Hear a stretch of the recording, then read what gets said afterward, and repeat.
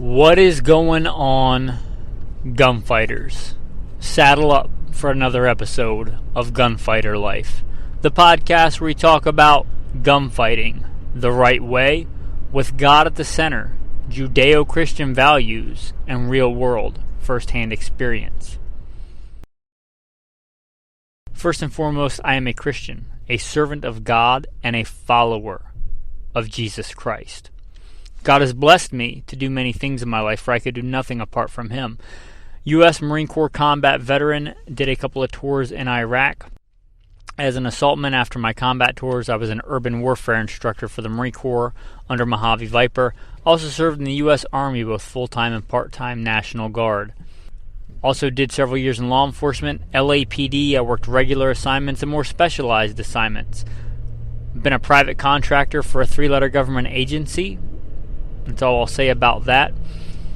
Been blessed to be a state rifle and pistol champion and West Coast regional rifle champion. Won more shooting competitions with the talent that God's given me than I can actually remember. Was blessed to be the commander of a tactical team in a large metropolitan area. Our primary job, the reason we primarily existed, was to stop active shooters. I got the opportunity to head up and be the commander of that team. I grew up around guns, hunting and shooting and competing at a very early age. Been blessed to hunt all over this beautiful country, from whitetail on the East Coast to mule deer on the West Coast, and bear and elk and all manner of things. I've even been a professional big game hunter and guide. But again, most importantly, I'm a Christian. And I am your host, Michael Melito. Welcome to Gunfighter Life. Today's episode may be perhaps like talking about politics at a family get-together. It may make a lot of people upset. A lot of people have their favorites and they cling to those. But let's try and look at these two cartridges circumspectly, honestly. And I think to do this, and forgive the redundancy, you can skip forward if you really are into gun history and cartridge history. You may know this, and this is going to be a quick flyover, a quick crop dusting of these two cartridges in the history. The 30-06, originally the 30-03, came around right about the time all this technology was coming together with bottlenecked cartridges and smokeless powder and Spitzer bullets, and it did a really good job of tying all these together. Mostly because we copied established German cartridges and German rifles. Get mad at that if you want, but just look into the history of that and see if we didn't get sued by the Germans for doing that very thing. And whatever it is, what it is, I got no dog in that race or pony in that race, whatever kind of race it is, because I'm Italian. But the 30-06, a military cartridge for us that served us well through World War I and World War II. A great, great cartridge. So, why replace it? Well, it was the 50s, and we were making all kinds of new fancy cars with powder blue and chrome. We were doing, above ground atomic testing on our own American soil and nuking all kinds of stuff to see what would happen. The household microwave became a thing. We thought, if radiation is this good, why don't we nuke our food and eat it? We were looking for all kinds of new ways and better ways to do things, right? We looked at the 30-06 and went, yeah, it's good, but can we make it better? Can we make it more efficient? So that was the goal. The goal was to make the 30-06, I think, more efficient. Similarly powerful, with less mass. I think as Americans, we've always had kind of a love affair, at least until recently, with the 30 caliber cartridge. Drink beer and shoot 30 caliber cartridges. Talking about the Italians again, since I am one. Not drinking red wine and shooting 6.5 Carcanos. Like, we're 30 cal. I think we wanted to keep that 30 caliber. But again, make it a little bit more efficient. Hence the 7.62 NATO or 308, developed for the military, but and their history on this might be wrong, but I believe this is correct by the testimony of 2 or 3 witnesses. a matter is established. So go do your own research. I think it was developed, but before the military actually had it in production and things, Winchester ran with it as the hunting cartridge, the 308 Winchester. And it's good in both of those. I'm going to quote from some different resources today. Thanks to a patron who sent me Cartridges of the World, that, the old trusty Hornady reloading manual, and maybe Hogden.com if we get deep into the reloading weeds. And in military loadings, common 147, 150 grain, somewhere in that range. Real common for the 30-06 and the 308. Let's look at how those two stack up. And again, I'm going to try and be as fair and consistent as I can. I didn't write these books or anything like that, but we're going to quote from them. I'm looking here at 150 grain factory load in the 30-06 at 29.20. That's for the 30-06, and I'm looking at a factory load here with the 308 at 28.20. Well, you're thinking, well, that doesn't make much sense. Why would they go with a less powerful cartridge? Again, more efficient. The 308 is a shorter cartridge. It's a shorter cartridge. And round per round, that doesn't make a lot of difference. Like if you're hunting and you're carrying 3 rounds, the difference is negligible. However, if you're looking at it from a military standpoint, and you are literally farmers carrying 2 ammo cans running up a beach getting shot at, having more rounds in those ammo cans adds up over vast quantities. So flying them in planes, doing things like that efficiency adds up. It accumulates to a weight savings advantage. Even when you look at not just the rounds, but magazines. Each individual round is shorter, so the whole magazine can be shorter. And the rifles and the actions. This is a time when guns were made out of wood and steel. Well, at least until in the 1950s when the AR-10s and stuff came out. But, at the time the 30-06 was popular, guns were wood and steel, and that stuff's heavy. And if you can shorten the gun, the action, the steel in the action, you make all of that lighter. So we said efficiency. So it gets respectably close. It's not as powerful as a 30-06. I'm just going to go right out and say that. You cherry pick certain loads and stuff, you can probably make it a tie. I'm saying just in general, it's not as powerful, but it gets very close and it's more efficient. Also, in general, short, fat cartridges like the 308 or the 6.5 Creedmoor, that kind of efficiency, going back to that, and just having to do with powder, burning, and physics, tend to lend themselves to accuracy better. You could have a 30-06 that shoots half-inch groups and a 308 that shoots 1.5 inch groups, right? But in general, the whole design as a whole lends itself to accuracy more with the shorter, fatter, more efficient cartridges. You look at a lot of bench rest cartridges, and they're just that, short, fat cartridges. And the 308 is a shorter cartridge. So we developed this. NATO decided to adopt it, go this route. And when the military adopts something, pretty much most of the time it's going to do well. Look at all the most popular, even if they started out as a civilian cartridge, when they get adopted by the military, they do really well. Look at our top rounds today, right? 9mm, 223, 5.56, 308, and even 30-06, all military cartridges. So they adopted this, and they ran with it.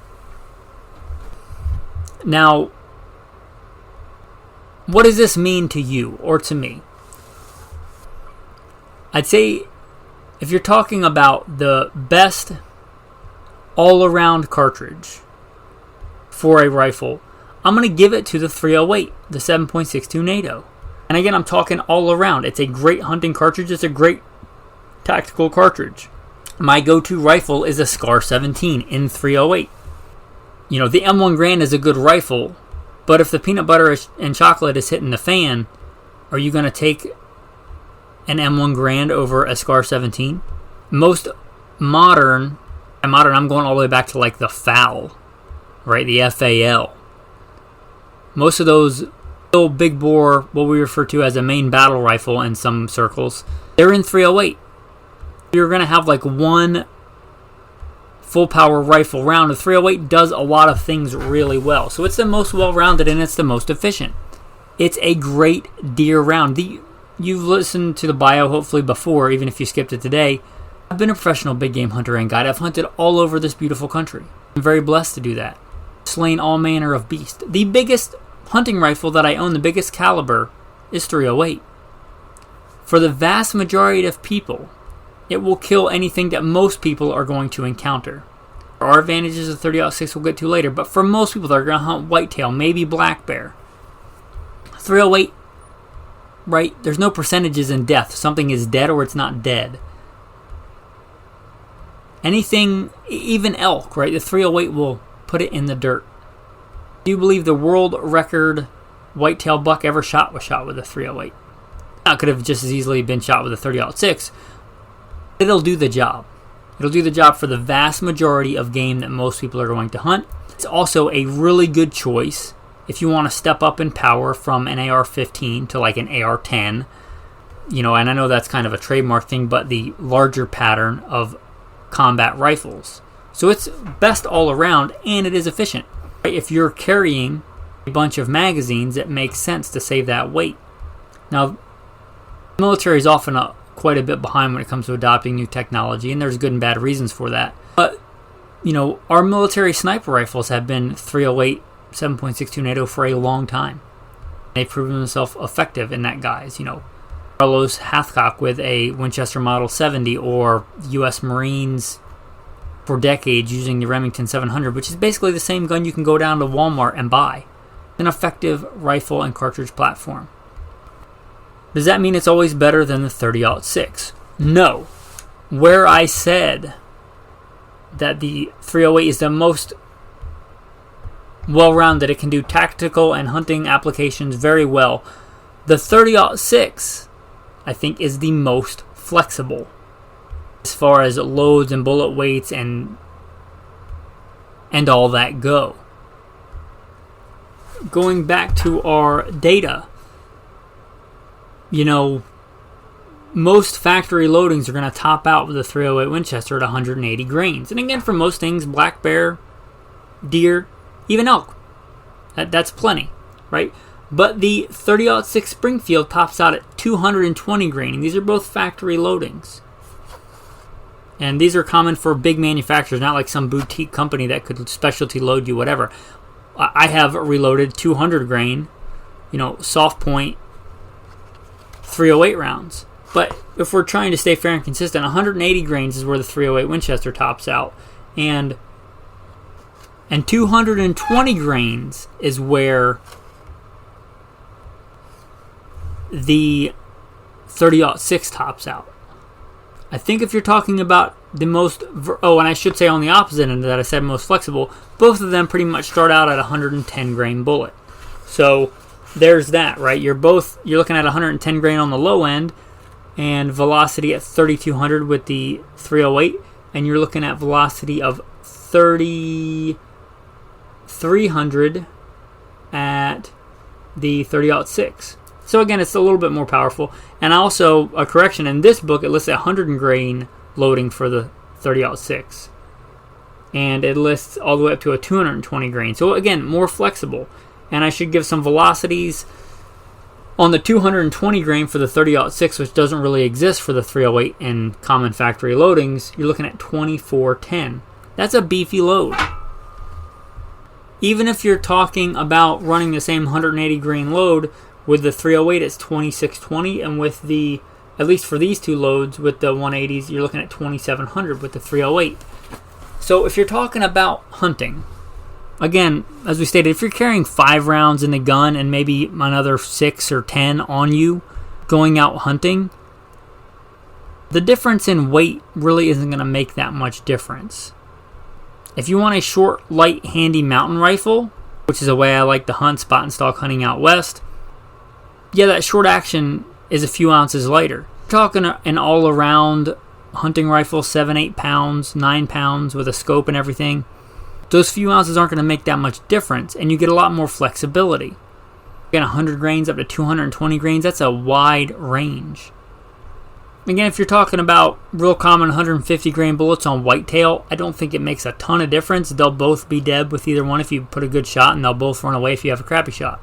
If you start getting into the bigger, heavier, thick-skinned game, where if you're, wanting to shoot a 180 or 220 grain bullet, likely that's because that game is tough and or dangerous. So you get a clear advantage in the .30-06. And I think if that's what you're doing, you're not going to care so much about a few grains more in the cartridge and a few ounces more in the receiver. You're probably willing to carry that little bit of extra weight and shave off weight other places. Let's go down the reloading rabbit hole. I have the Trusted Hornady Reloading Manual.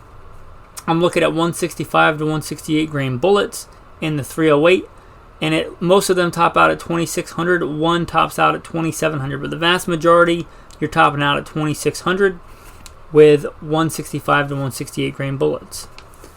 And if we look at that same thing in the 165 to 168 and the 30-06, most top out at 2800, and several, not just one, but several go to 2900. So if you compare 2900 to 2700, that's a noticeable increase. Just like if you compared the majority of the loads, 2800 to 2600. That's a little bit. A lot of people will tout how nice magnums are. If you look at like a 280 Ackley versus a 7 Rem mag, talking about the difference a lot of times in 150 feet per second. And again, by the testimony of 2 or 3 witnesses, verify all this information for yourself, and you can cherry pick loads all day long. But I'm talking in generalities. That's the difference between a regular and a magnum. You're talking about that much difference between, or more difference between, a 308 and a 30-06. People will do all kinds of things to chase and gain 200 feet per second. And again, I said I have hand-loaded, and I've hand-loaded 200 grain bullets, and this manual lists a 208 grain. Granted, these are target bullets, but it does list them for the 308 at 2450, which would certainly kill something. But if we look, we can go all the way up to a 220 grain bullet. Same manual, 220 grain bullet in the 30-06, and there's a ton of loads. I think the majority of the loads at 2500 feet a second. Again, 208 grain at the very max load, there's one listed at 2450. And there's a bunch of loads with the 220 grain and the 30-06 at 2500. You're talking about heavier bullet, more velocity. So this is where we see the flexibility and what shines on the 30-06. Heavier weight bullets, which makes sense. I mentioned that 30-03 in the beginning. I do believe that the very first loading for that was a 220 grain bullet. So it makes sense, that the 30-06 works well for that size bullet. So in summation here, 30-06 versus 308. Do you want an awesome crossover, defensive round loading, a bunch of different rifles, and be able to maybe not have the same rifle, but have one cartridge that can do well at hunting and do well at defense? 308. Do you want efficiency, or do you want flexibility? If you want flexibility, if you want the ability to shoot heavier bullets at higher velocities, comparatively, you might look at the 30-06. Also, let's not overlook nostalgia and history. Some people love that kind of stuff. As you can tell, I like history. I like being a student of history and learning from history. Some people might think the 1950s was the kind of history they want to associate with. Some people want to go back further with the 30-06. There's no doubt that the 30-06 has a more storied history and goes back farther. Again, we used it in 2 world wars. So a sober look at these 2 cartridges. Hopefully you enjoyed this kind of content. Hopefully you find it pretty fair. We're all shaped by our training and experience.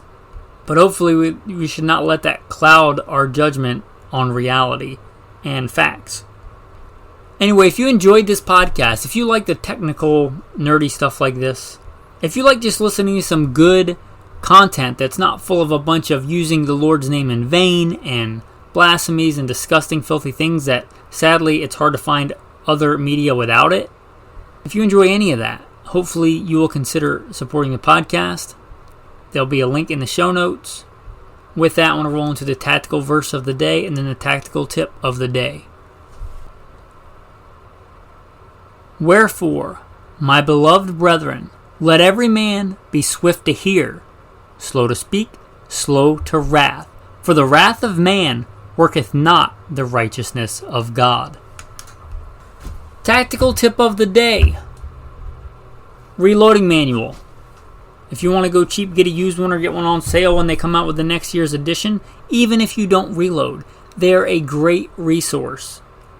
Sure, you can look everything up on the internet and hopefully it is true. But sometimes it's nice just to have a hard copy of something and a resource. And again, the older reloading manuals, because unless you want a brand new cartridge that came out this year and you're going to reload for it, even if you don't reload, an older reloading manual can really help you sort through some of the ballistics noise. So keep your eye out on eBay, or I think Amazon still sells books and used books, or an old bookstore. Keep an eye out for an old reloading manual. Make sure you have a Bible first and you're reading it. But that said, maybe look at getting an old used reloading manual.